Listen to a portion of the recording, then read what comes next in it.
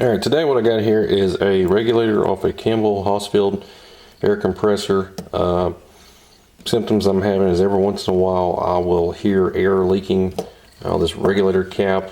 I checked the connections here, sprayed soapy water on it, and I could feel the air coming out from underneath the cap.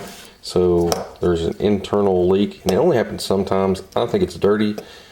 New ones for these are about $18. What's crazy about the Campbell Hausfeld ones is they're different than everybody else, the directional flow. So this is, if you've got gauge outlet on top, inputs on the right, outputs on the left. If you go to like Harbor Freight and get one, it's the exact opposite.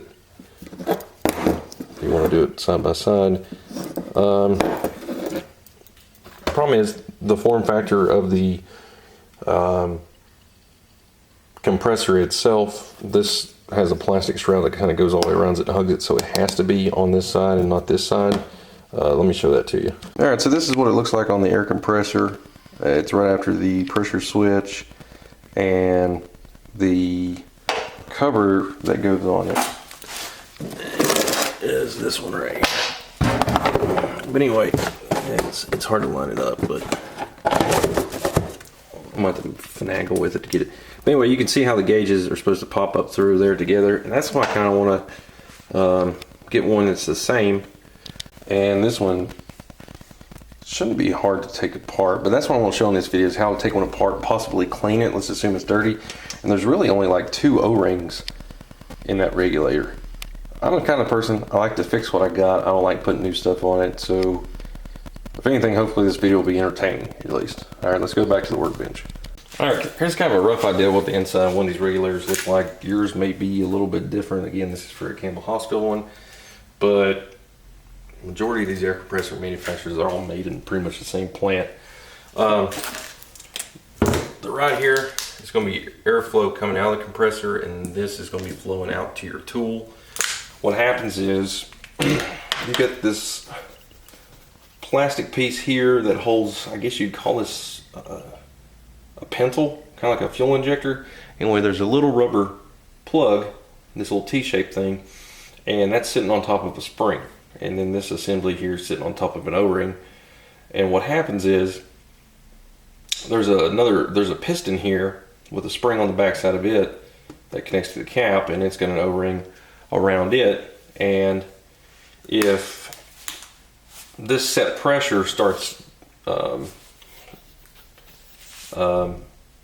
dropping, this will actually push the pressure.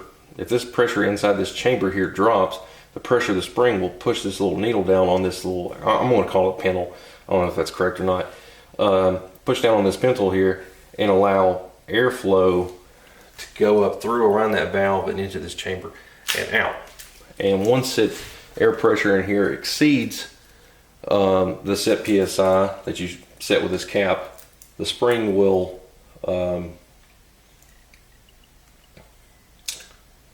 push back down. Let's see, let me think here. If it exceeds the pressure, oh no, if it exceeds the pressure, this piston will move up and it will let the valve seat and close it off. Okay, and that's how it regulates pressure. So what I'm going to look at, or one thing everybody should look at, there's really 3 rubber pieces. You got this little plug here that needs to be looked at. There's an O-ring here, and there's an O-ring here. I'm going to show you what all this looks like. But really, just take it all apart, get all the O-rings out, and clean with like carb cleaner. Oh, another thing, when you screw this cap down, essentially what you're doing is you're changing how much spring force is pushing on it, and that's how you regulate or change the pressure. Now, this is very, very, very similar to what you see on a gas regulator. Any kind of fluid regulator is pretty much set up the same way. But let's take a look at this actual unit I got taken out. Alright, so here's the unit. First thing I'm going to do is I'm going to take all these little fittings off. That's real easy on this one because I've already taken them off. So all I have to do is unscrew everything. And if you forget which way it goes on, a lot of them have a, if you can see right there, there's an arrow showing direction of airflow.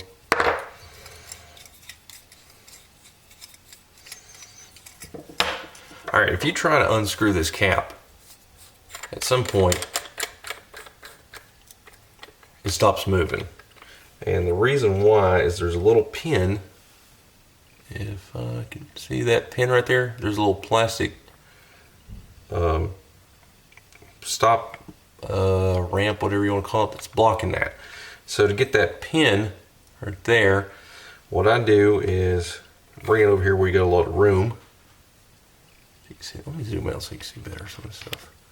And I'll just take a flathead screwdriver and put between the main body and the cap, and I'll just push that pin out. You don't have to knock it all the way out. It's just enough to clear that little ramp. And once you do that, sometimes you still feel it there, but anyway, keep turning it, and it'll allow you to finally unscrew it. Now, keep it cap ways up. Boom. We got ourselves a little spring here. Alright, that was that spring on that drawing. So we'll take that and put it aside. This is your piston. That moves up when there's too much pressure and closes off the valve. Just take a set of little pliers and pull that out. Be careful, it is plastic. If I can get it out. Alright, so that comes out. And if you look, here's that little needle that was pushing on that the pencil that I was telling you about, okay? Alright, so there's an O-ring that actually goes around this lip right here. And I got a little screwdriver. Sometimes that gets, and what happens is a lot of times this gets seized up, and when the pressure exceeds, this goes up, but the O-ring doesn't, so that breaks the seal. Anyway, what next you have is the I don't know what you'd call that, but anyway, it's a piece of plastic, and as you can see, there's little like teeth on it.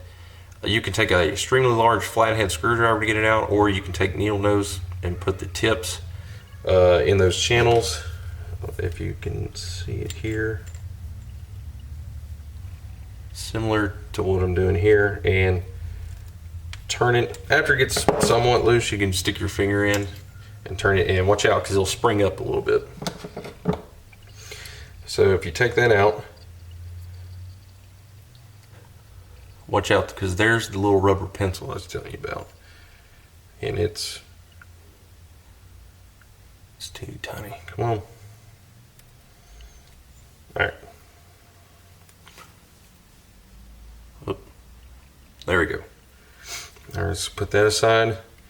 And at this point, there should be a spring, and it's pretty well attached to the bottom. I don't want to take it out to figure out how it's on there.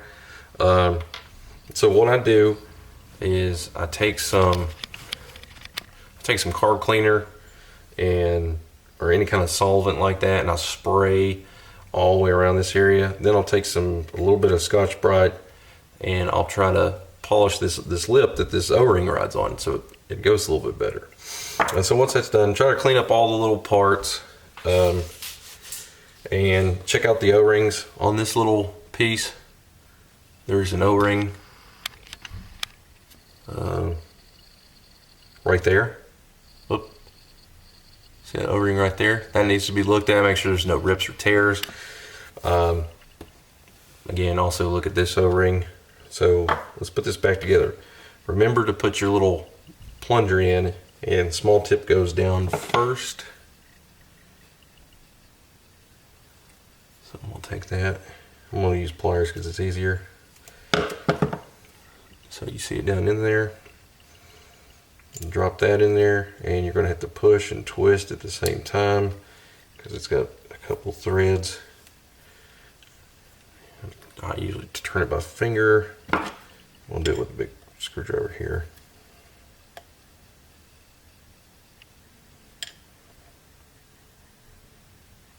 Okay, make sure that's seated. And you can feel this. If you just throw the piston straight in there without the O-ring, you can push up and down, and what it is it's moving that plunger or the pencil in there.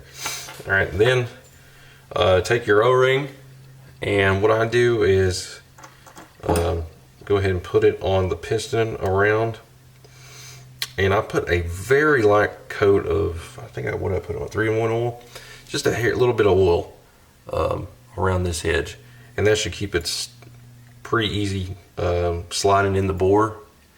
So we'll put that back in there, and we'll put our spring on it, and we'll put the cap back on it. And after you're done,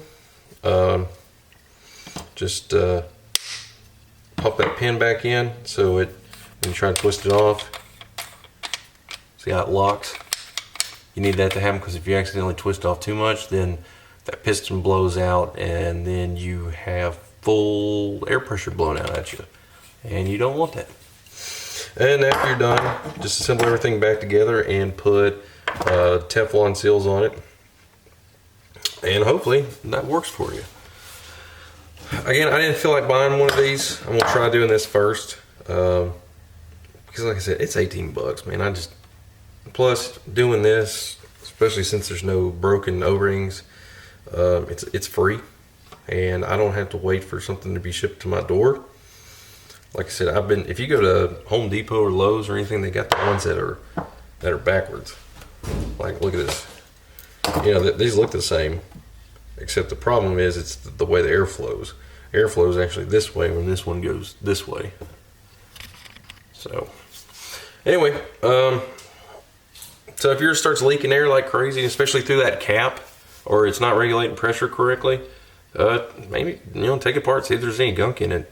Maybe it's either got some gunk in it, or your O-ring is probably torn. So anyway, thanks for watching this. If you like this type of video, give it a thumbs up. And if you want to see more from me, hit that subscribe button. Thanks, guys.